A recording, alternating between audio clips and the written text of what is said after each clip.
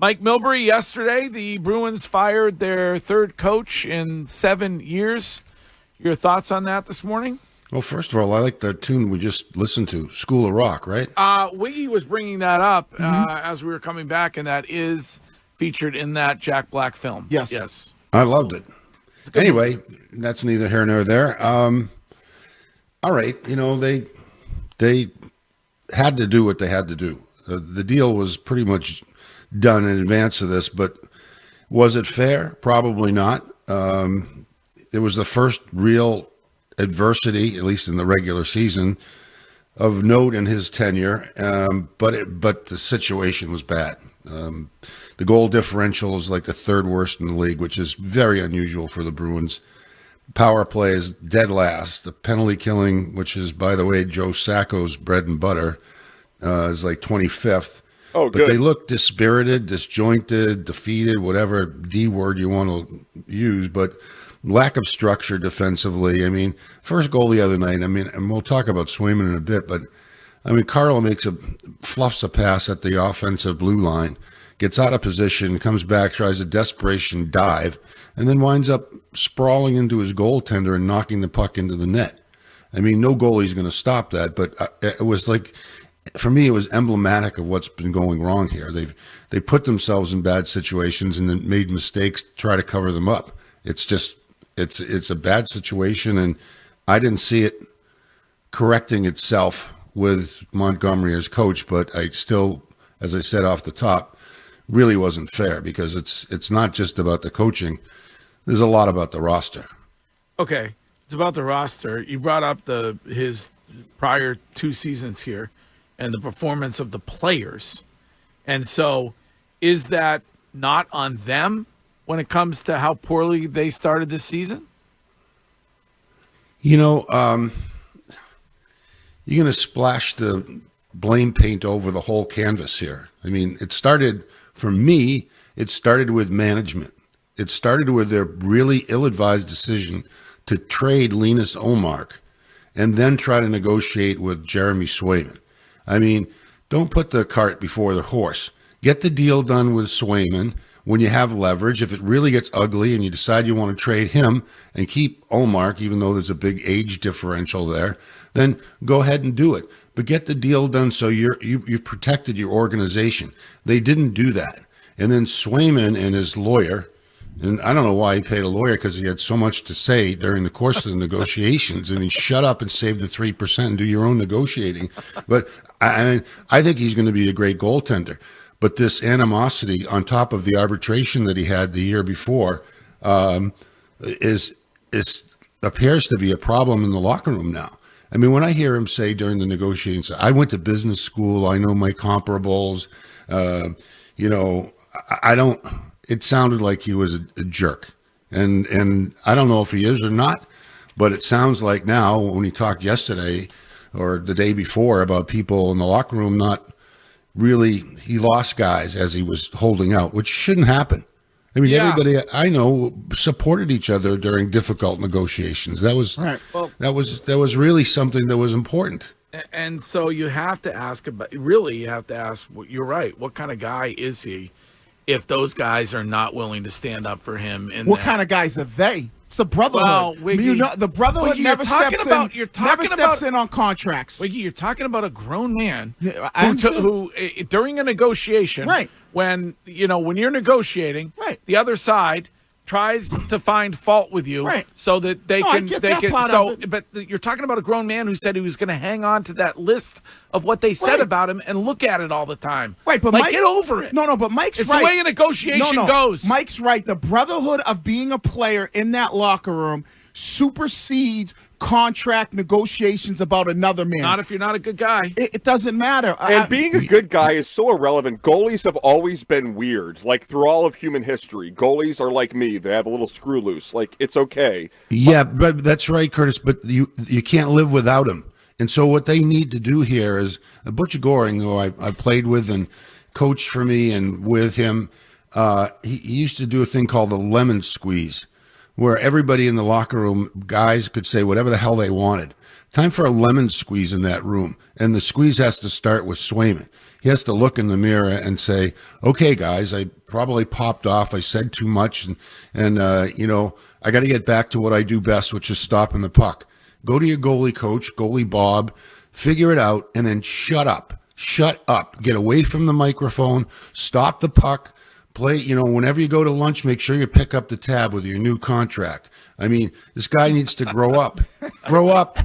My question, Mike, and my first takeaway when this came out, when Rich broke the story yesterday, was these suckbag players once again get another guy fired and refuse to accept any responsibility.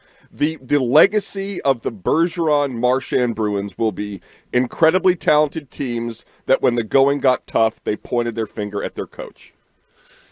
Yeah, I don't know if I'm going to go that far with this. This. I don't even know if the players pointed the finger at the coach here. But listen, but wait a second. Okay, let's go through the rest of the team. We went through the goaltender situation.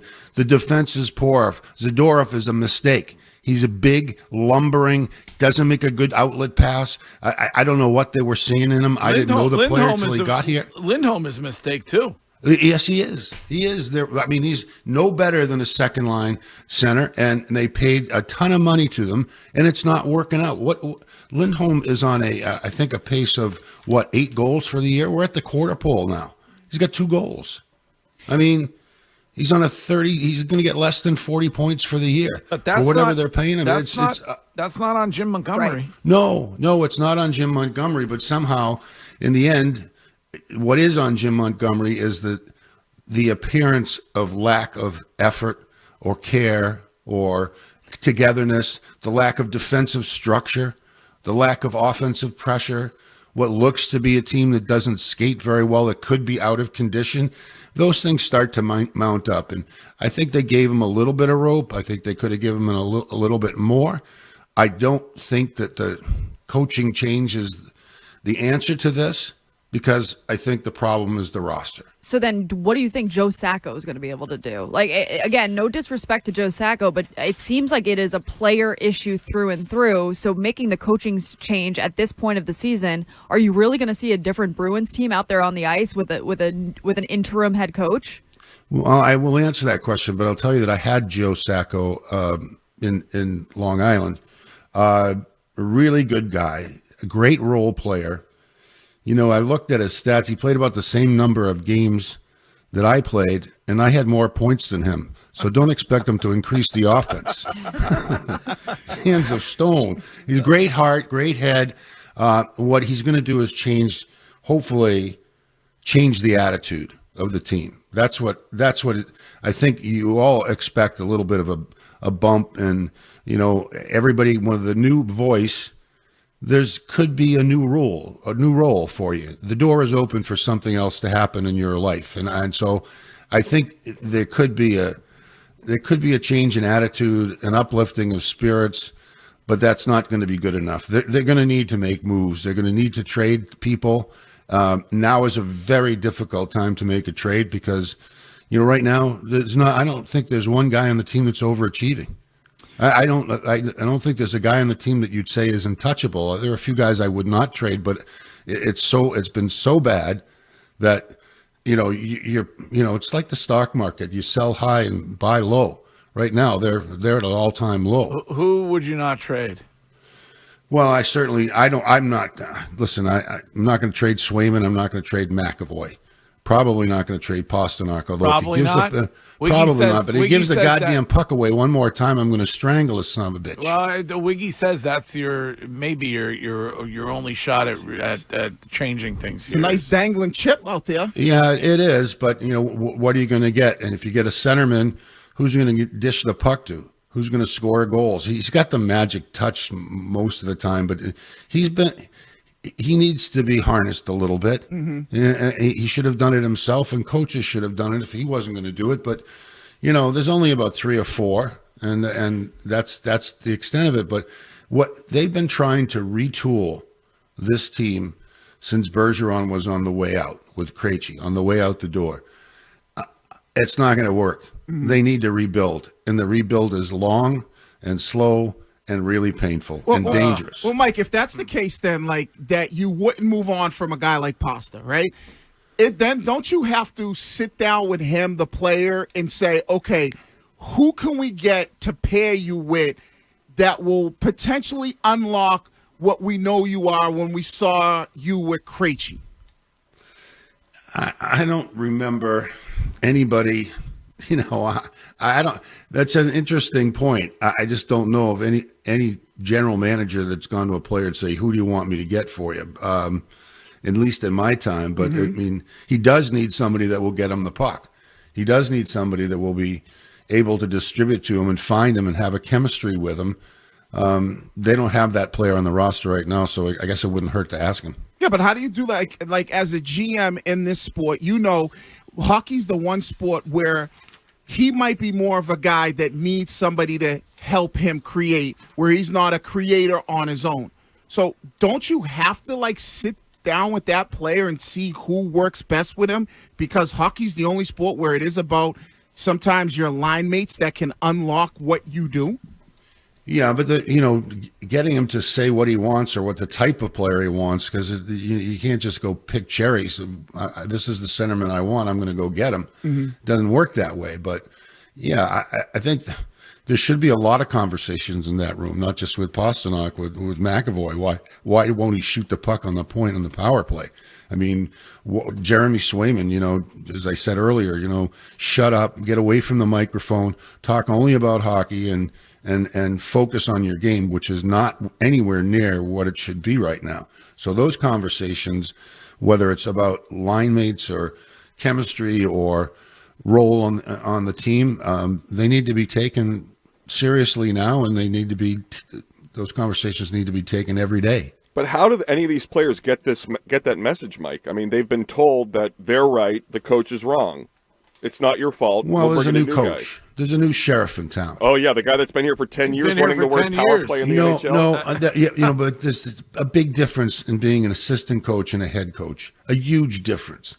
All of a sudden, you walk in and there's just a different look at because when you're an assistant coach, you can suggest somebody to be on the power play. When you're in the head coach, you can tell him put him on the goddamn power play. There's a big difference there. And if the team underachieves, then he'll be out, right? Because what else is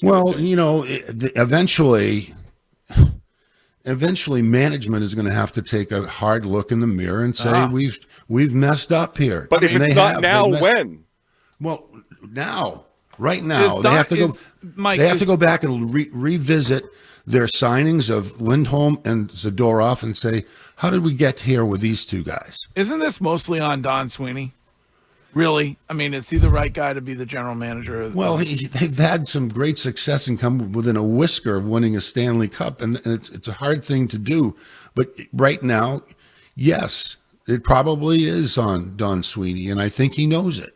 And I think he's got to look at his staff under a fine microscope and find out which scout, which assistant, what are the people that he needs to hold accountable, and where do we go from here?